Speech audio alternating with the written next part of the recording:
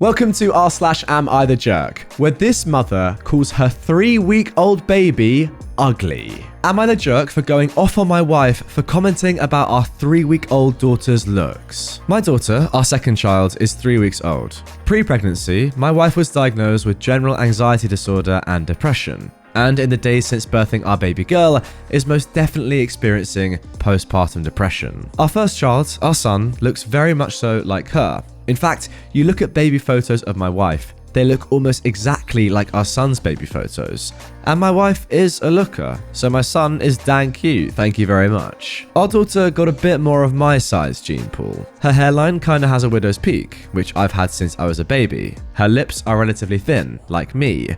Her nose is a little larger than our son's was. I have a Middle Eastern classic hook nose. Nearly every day in my daughter's 21 days on this earth, my wife has made a comment to baby girl about how she's so sad she got daddy's features. Just some of the things my wife has said to our baby girl are: "Don't worry, I'll get you a nose job as soon as you're old enough. I wish you'd gotten more of my features. My family is beautiful and all the women are timeless. Your dad's family, not so much. Your brother has the beautiful pouty lips and you got stuck with those pencil lips. Oh, it's really tough being a girl." Up until yesterday, I was taking a softer approach with comments like, "Okay, be nice," and "Okay, chillax." But today I had enough. And I just snapped, and I yelled at her for like 5 minutes straight, and I cursed quite a bit too. The gist of my statements were: I don't care if she can't yet understand what you're saying, stop putting that trash out into the universe. Our son can understand you, so stop this garbage. I can understand you, so stop putting this trash in my head and making me listen to it. Yeah, life on girls is tough in this world, especially when their mum is trashing all over their appearance. She's freaking 3 weeks old and is still perfect and noble and hasn't hurt a goddamn soul. Stop projecting onto her. And finally, you regularly tell me how your mum screwed up your psyche with all her comments about your appearance. So why the heck are you doing the same to our baby girl? Anyways, she was understandably hurt by my comments, and we haven't really talked about it or debriefed since. I do recognize that part of her comments stem from her anxiety and depression, as well as her postpartum depression, and I also recognize there are a lot of this that stems from her mum's influence on her psyche. Also, I know that yelling and berating people is rarely the right thing. So, am I the jerk here? Okay, first things first, OP, you're definitely not the jerk here. I mean, that's not even up for debate. You have to call her out on this. This is ridiculous. However, what I think is more important is less the question of whether you're in the right or the wrong for how you responded. It's more why this woman is doing this to her own daughter. That's what I think is more compelling. Like, she must know herself, right? Because as you mentioned here, the fact of the matter is that her mum did the same thing to her and she doesn't like it and she knows the effect that it's had on her. So then why is she doing that onto her own daughter? I don't think if she was switched on logically, she would do that, knowing how it affected her. So maybe there's some underlying thing going on here. As you said, you recognize that a lot of this stems from her mum's influence. So I think instead of, shouting at her and going off on her, maybe the thing to do, I mean, look, I'm not saying you did the wrong thing here because I would have done the same, but going down the line, maybe the thing to do is have a conversation with her and try and work out what's really going on here and explain clearly why this is such a bad thing to be doing at such an early age in someone's life, and also how it affects everyone else around you in the family. Am I the jerk for lighting a match at night and scaring my boyfriend's dad so badly he woke up the whole house? My boyfriend and I are staying at his parents' house. It's been going really well, but his dad is very particular. He has moments every day where he corrects or instructs the other people in the house on how he wants us to behave. Now, I don't really have a problem with it, but he has a few rules that do make me a little uncomfortable. I don't need to get into why, but I always get diarrhea here. I've been visiting them a few times a year for almost a decade, and it just is what it is. My boyfriend and I used to stay in a room downstairs with a bathroom, and it wasn't a problem. But his brother moved back home, and now we don't have our own bathroom. I don't want to advertise the fact that I have diarrhea to everyone in the house, and I'm not allowed to use the bathroom fan at night, so I usually use poo-pourri or just a drop. When we got home the last time, my boyfriend got a text from his dad asking him to ask me to stop using strong essential oils as it was making him feel sick.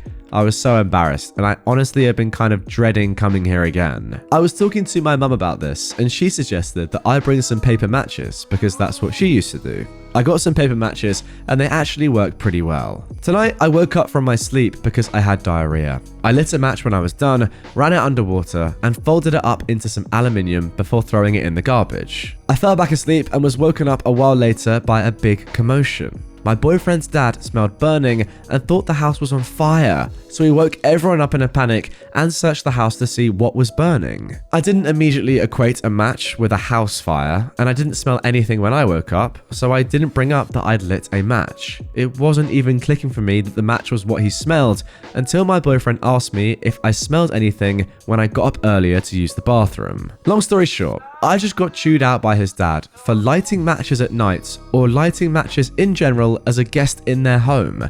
And even his mum was upset because I could have started a fire and nobody would know. I apologized and everyone went back to bed. But then my boyfriend lectured me for like 15 minutes about embarrassing him and playing dumb, about not knowing what his dad smelled and not using common sense. And then he told me to go to sleep and try not to wake everyone up again. I'm honestly fuming. My boyfriend is sleeping soundly and I'm just lying here getting madder and madder. I want to wake him up so we can leave because I feel so uncomfortable.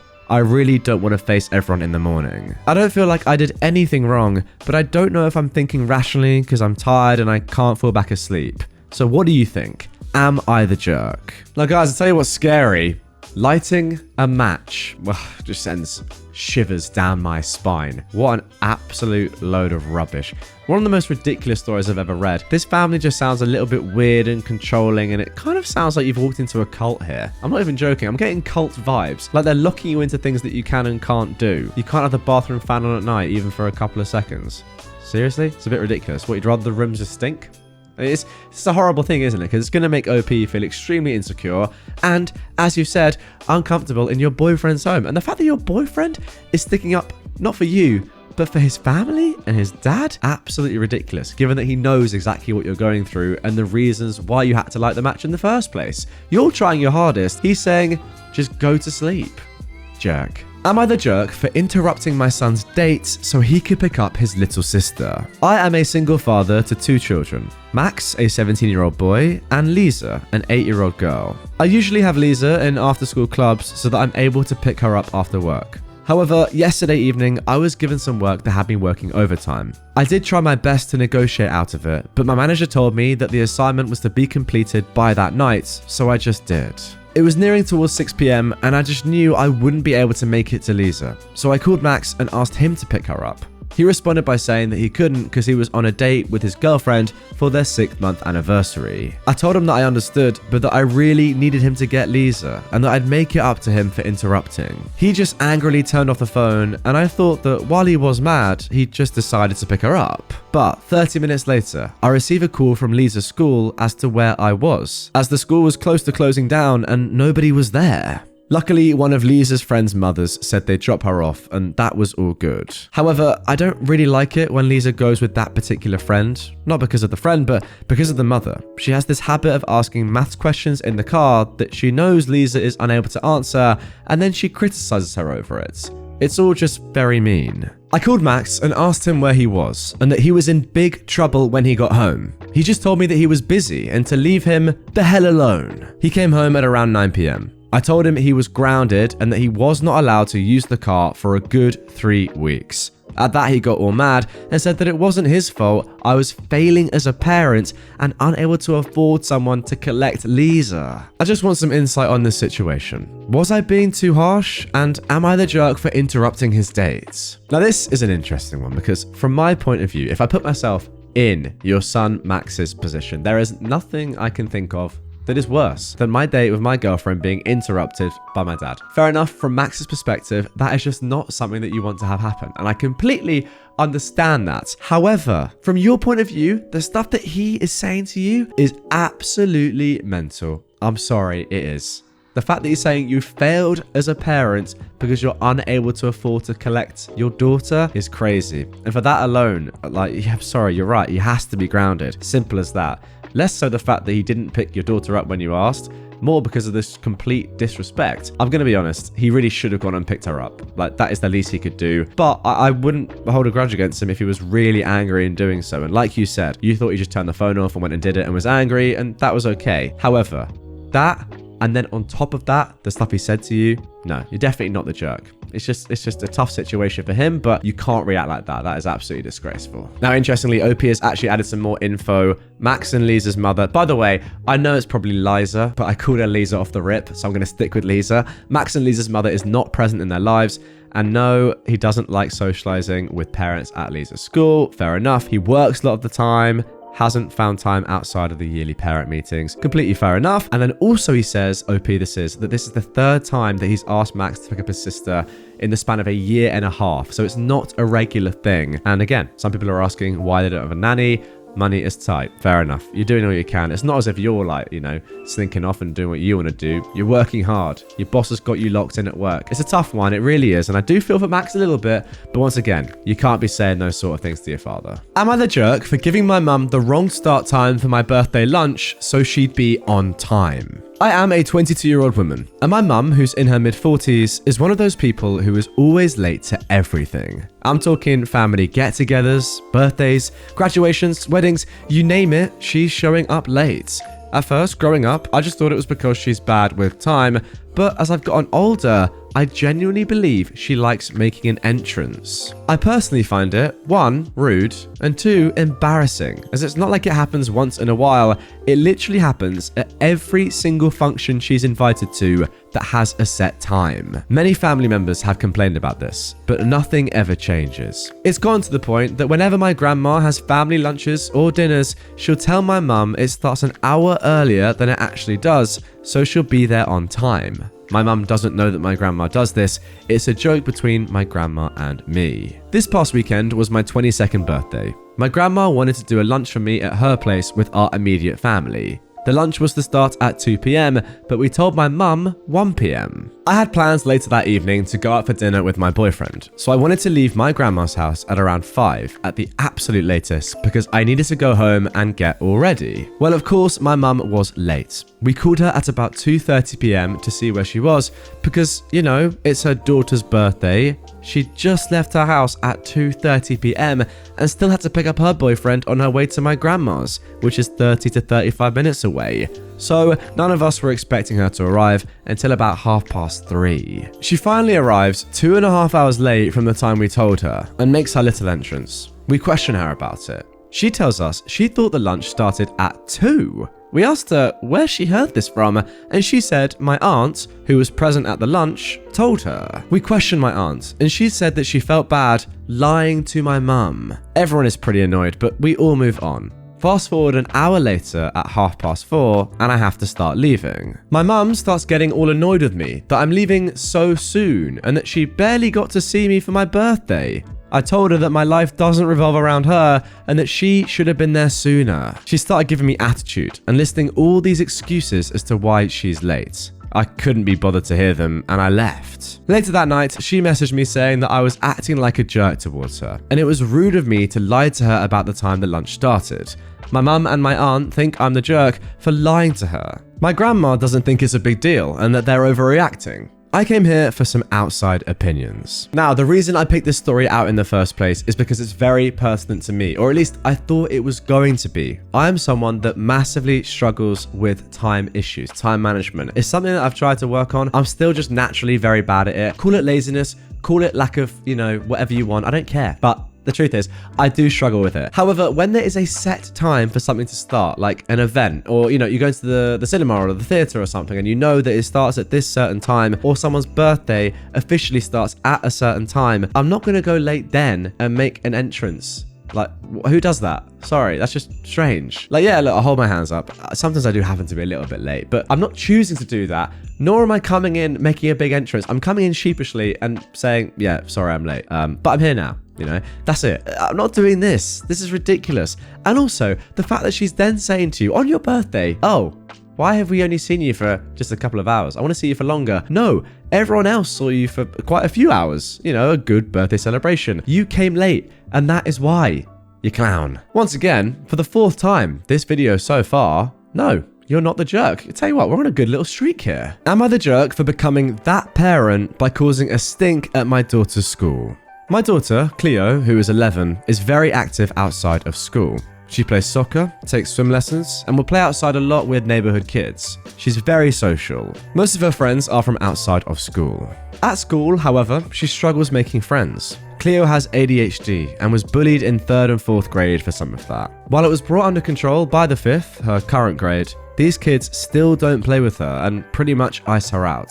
While I don't think that they have to play with her, it also means that she doesn't socialize a lot at school. She's okay with this. Her teacher says our daughter often plays alone at recess or reads. My wife and I were not very concerned and explained she's very social and active afterwards. Cleo is a huge reader. She's currently reading her way through my wife's collection of books from her childhood. She loves them and treasures them, knowing they were her mama's, and wants to take great care of them. She came home on Tuesday, very upset and worried her mum would be upset with her.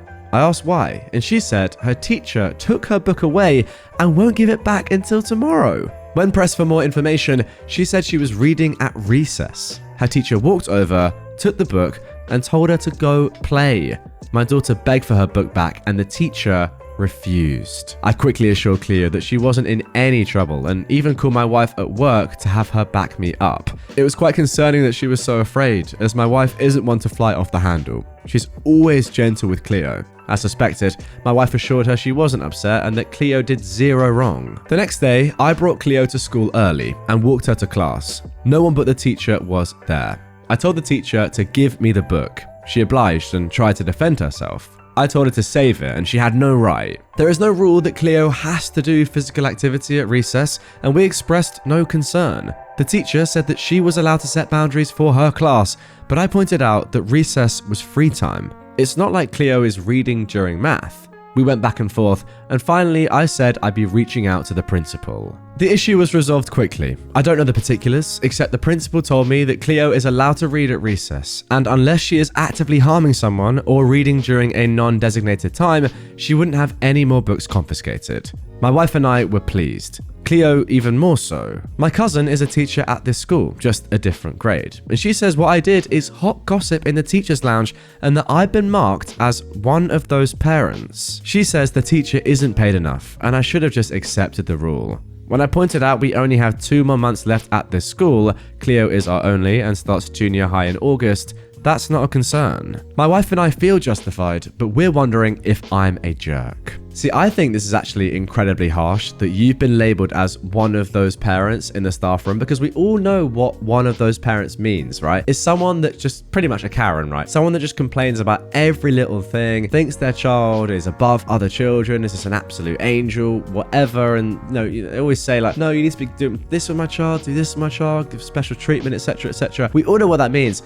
Now, this is the complete opposite of that. You're complaining because your child has not been allowed to read a book in their free time, something that is educational anyway. That is extremely strange, first of all. And second of all, yes, absolutely you should be allowed to complain about this. And the fact of the matter is that the issue was resolved and the principal got involved and took your side, right? They don't have to do that just because you're a parent. They could have easily said, listen, I'm sorry that you feel that way, but this is how we run the school, if you were saying something ridiculous. But the fact of the matter is, they know that what you're saying is right, and therefore it's been changed. I don't know how you've now become one of those parents. That's ridiculous. And just to make it completely clear, no, of course, you are not the jerk. I also have no idea how a teacher's pay has anything to do with her overstepping boundaries. I don't care how much money you get or how little money you get. Don't tell someone on recess to not read a book. Strange behavior. All right, let's see if we can make it through this entire episode without actually coming across a jerk. Maybe for the first time ever.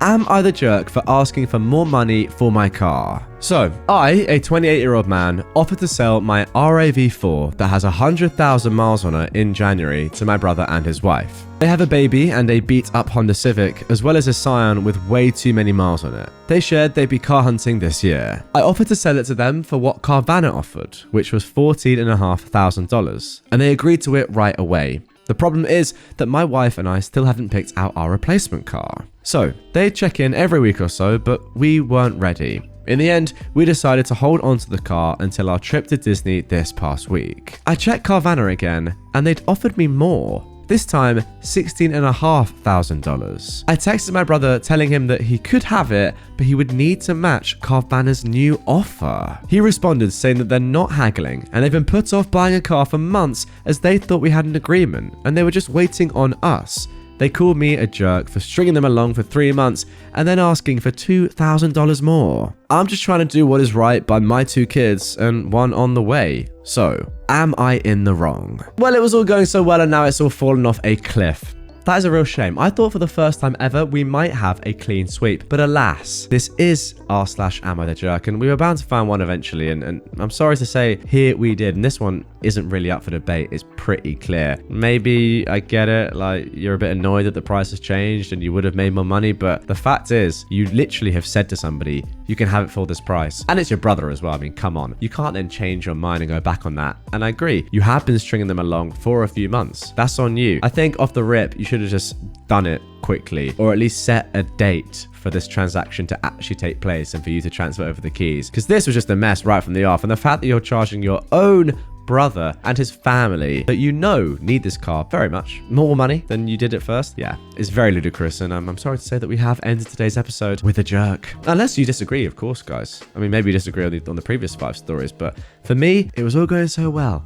5 OPs in the right, and then bang, hit by this absolute idiot. A little bit strong, but I think that's kind of fair. Asking for more money from your own brother for something you've already agreed on. That is disgraceful. And what else is disgraceful, you ask? Not subscribing. But talk about a segue. If you are new to the channel, hit the button, subscribe, like this episode on whatever platform you're on. Click some more on screen, over here in fact, or down below in the description. And I will see you guys all tomorrow for a brand new Reddit episode.